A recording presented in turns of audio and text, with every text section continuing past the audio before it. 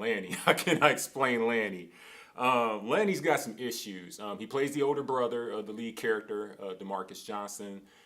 He seems to be the character or the big brother that always gives the little brother bad advice. We both raised in the same household, same family, same father, but he's just a little younger than me, so I caught a lot more heat in Hard Knocks life than he did. And I kind of try to make sure he stays on course. I love my little brother, but sometimes I don't give the best advice. Honestly, I probably have more respect and love for my little brother than anybody else in the whole movie, or in fact, in Lanny's whole world. So that's Lanny in a nutshell.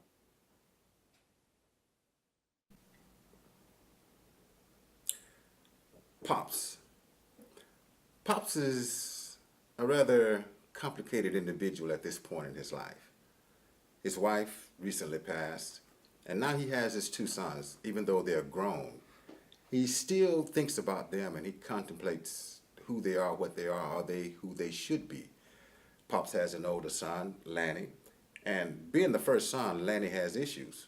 But then he has a second son who he tries to do a better job with as far as the education goes, giving him the advice, a better advice, and trying to get him pointed in the correct direction in life. The underlying thing that Pops wants is happiness for both of his sons. That's it, happiness. And he wrestles with what Lanny is doing with his younger son and what his younger son is doing to try and gain that happiness. So Pops is being a very concerned father here, because right now he doesn't have his wife with him to assist with continuing to counsel his sons. So happiness is what Pops is concerned with for his two sons. It's been a hell of a ride. It's been fun. The whole experience, I really enjoyed it. This is my first major role in a movie, in a film like this. And, the staff, the crew, the cast, we've all been we've basically grown as a family, It's almost like a Tyler Perry thing or something, I don't know. Hats off to the staff, Christopher Ellis did a really good job putting together the cast and crew.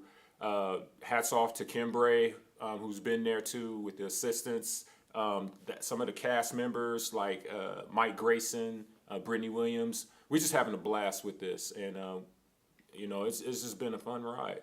I'm blessed to be a part of it, honestly.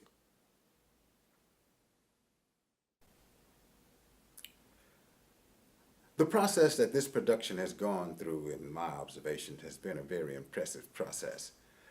If you've never directed a production, theater or film, then you wouldn't understand all the work that has been done in this production. I think the director here, who also writes and he's producing this particular production, and he's also the cameraman, that's a lot of work.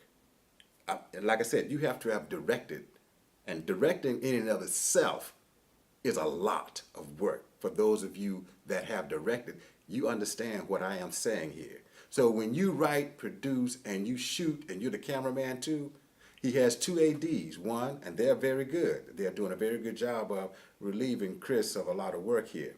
This process is very impressive. Why I'm saying all this, when you see this final product, you're going to think this was easy. You're going to think a lot of people did a lot of work, and they did. But behind the scenes, Chris did all this, okay? Directed, he shot it, he wrote it, he produced it, took it in the editing room and edited it. You're going to be impressed. This process has been very impressive. Kudos to you, Chris. What the whole message is about. Honestly, I don't think Chris really wants to put a message out there. He just wants to address a situation that a lot of us kind of sweep under the rug when it comes to interracial relationships and us just dealing with each other as human beings. I think throughout the movie, you're going to see different characters that you'll probably relate to, or you say, oh man, that is just like me. But I think at the bottom line in the end, and you'll see at the end of the movie when it's all wrapped up, what the definition of Hope's identity is, really. So, enjoy the movie, and and don't be afraid to talk about it after it's over, because that's where it starts. That's where the solution starts. Communication. And I'm out.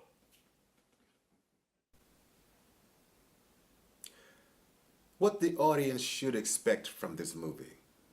This movie is about a question that has been amongst us for centuries now. Interracial relationships. By now, we should have this down. By now, it should be just a relationship, two people just getting together and, they have this chemistry that forms between them. That's basically where we should be now. We are there to a certain extent, but we're in California, okay? So things are a little lax here. But in other parts of the country, there's still the stigmas and there's still those apprehensions and still those thoughts that go on about interracial relationships. This movie is done in such a way that it's going to be very comfortable for even those that aren't completely on board yet. I think they'll be able to sit, watch, and enjoy this movie by the way that it has been shot, by the way it's been written, and by the way it's going to be, and by the way it is presented. So what you should feel here is this product, this movie, is a movie and it's going to entertain you. And you're going to see two people wrestling with their emotions, trying to get their relationship together. Period. That's it. That's what you're going to see, and that's what you're going to feel. Two young people starting out in life, trying to get it together. And that's where we should be now. I'm asking the rest of you that's not there yet, come on now, let's catch up with us, okay? Come on board. Get with it, all right?